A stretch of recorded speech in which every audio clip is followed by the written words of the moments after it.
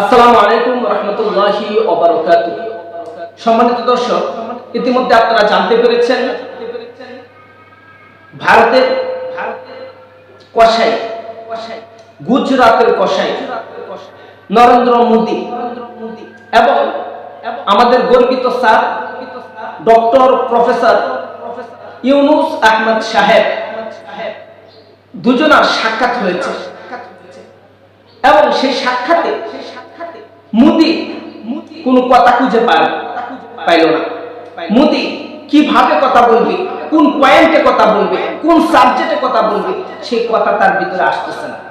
সে ভয়ে ভয়ে লাস্টের পর্যায়ে এমন একটি কথা বলে দিল যে কথাটি গলা কাঁপিয়ে বলা ছাড়া বিকল্প তার আর কোনো রাস্তা ছিল না। এমন একটি কথা, কি কথা বললেন দর্শক, আসুন আমরা জেনে নিই। গুজরাটের কসাই নরেন্দ্র মোদী ডক্টর প্রফেসর ইউনুস সাহেবকে বললেন যে আপনি তো বাংলাদেশের প্রধান উপদেষ্টা, একটু খেয়াল রাখবেন যাতে বাংলাদেশে হিন্দু সম্প্রদায় তাদের উপরে কেউ যেন আঘাত হানতে না পারে। আর এই কথার পরিপ্রেক্ষিতে ডক্টর ইউনুস আহমদ সাহেব উনি কি বললেন তাই আজকে আপনারা জানতে পারবেন। এত মেধাবী একজন লোক, বাংলার গর্ব, বাংলাদেশের অহংকার, ওই সমস্ত মানুষদেরকে স্বৈরাচার, ফেসিবাদ, কলনায়ক শেখ হাসিনা দূরে রেখেছে। শেখ হাসিনা তাকে বিভিন্ন ভাবে বাংলাদেশ থেকে অবঞ্চিত করার চেষ্টা করেছে, কিন্তু আল্লাহ পাক রব্বুল আলামিন যাকে উঠায় তো ইজ্জু মান তাশা ওয়া তুযিল্লু মান তাশা, আল্লাহ তাআলা যাকে উপরে উঠায় পৃথিবীর কারো ক্ষমতা নাই তাকে নিচে নামানো নাই। আর আল্লাহ পাক রব্বুল আলামিন যাকে নিচে নামায় পৃথিবীর কারো ক্ষমতা নাই তাকে উপরে উঠানো। ডক্টর ইউনুস আহমদ সাহেবকে আল্লাহ তাআলা উপরে উঠাইছেন। শেখ হাসিনার মতো হাজারো শেখ হাসিনা আসলেও তাকে আর নিচে নামানো সম্ভব হবে না। সে বাংলাদেশের মুসলমানদের প্রতি টান রেখে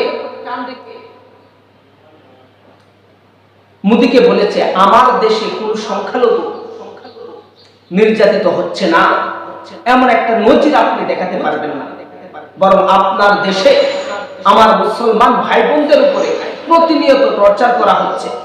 তাদেরকে তাদের ভূমি থেকে বিতাড়িত করার এবং তাদের নিজের জন্মস্থান বাপদাদার পৈতৃক ভিটা থেকে সরিয়ে দেওয়া এবং বাপদাদার পৈতৃক ভিটায় আপনাদেরকে ভাই না ভেবে প্রভু মানতে বাধ্য করছে।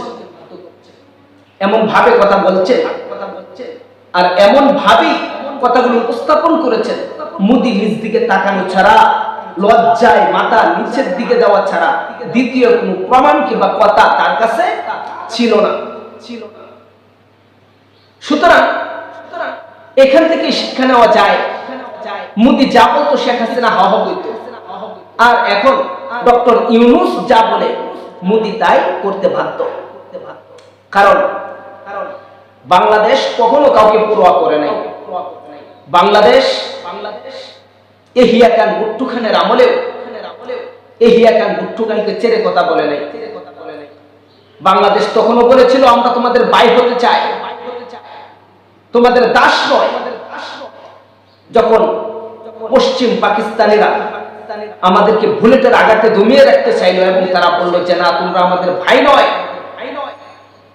তোমরা আমাদের প্রজা হয়ে থাকবে, আমরা তোমাদের প্রভু হয়ে থাকবো, তখন আমরা তাদের প্রভুত্ব মেনে নেইনি। আমরা তখনও বলেছিলাম না, আমরা কারো প্রজা কিংবা গোলাম হয়ে থাকতে চাই না। যদি ভাই হয়ে থাকতে পারো তাহলে থাকো, নয়তো তোমাদের বিরুদ্ধে আমরা যুদ্ধ ঘোষণা করলাম। আর সেই যুদ্ধ বিজয়ী আমরাই হয়েছি।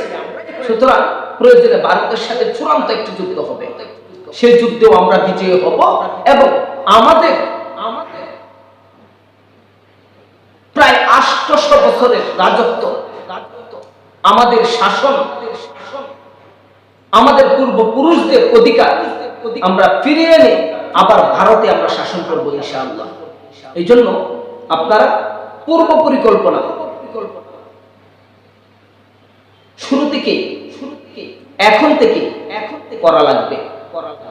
ভারতের আধিপত্য আমরা মানিনি, মানব না। এবং কি আমরা কোরআন হাদিসের নিয়ম অনুযায়ী রাজনীতির পথে অটল থাকব, রাজনীতির পথে ধাবিত হব এবং কি আল্লাহ পাক রব্বুল আলামিনের হুকুম আহকাম মেনে চলব, হারাম বর্জন করব, হালাল অর্জন করব এবং কথা কম বলার চেষ্টা করব, কাজ সবসময় বেশি করার চেষ্টা করব ইনশাআল্লাহ।